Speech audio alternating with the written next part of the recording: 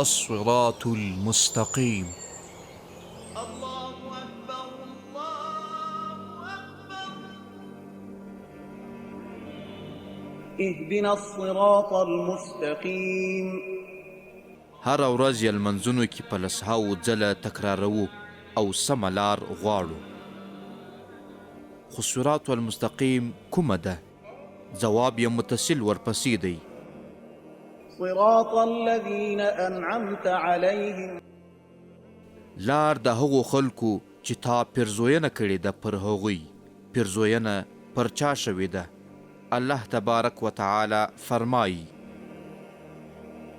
ومن يطع الله والرسول فأولئك مع الذين أنعم الله عليهم من النبيين والصديقين والشهداء والصالحين وحسن أولئك رفيقا. ژباړه: څوک چې د الله جل جلاله او پیغمبر صلی الله علیه وسلم اطاعت وکړي نو د هغو خلکو ملګري به وي چې الله تعالی پیرزوینه پرې کړې ده، یعنی پیغمبران، رښتیا ویونکي، شهیدان او صالحان. د هغو ملګرتیا څومره ښه ده چې چاته په برخه شي.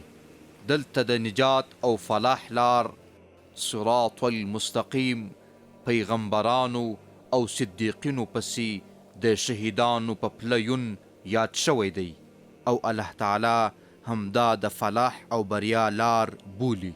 نو ای مسلمان وروره، ته چې هره ورځ لمانځه کې په خشوع او خضوع وایې: غير المغضوب عليهم ولا الضالين. یا الله، ما د غضب کړل شویو خلکو یهودو او نصاراو له لارې وساتې. نو بیا څه فکر کوي چې د همدغو یهودو، نصاراو او صلیبیانو پر وړاندې د شهید شویو مجاهدینو لار تعقیبول صراط المستقیم نه دی؟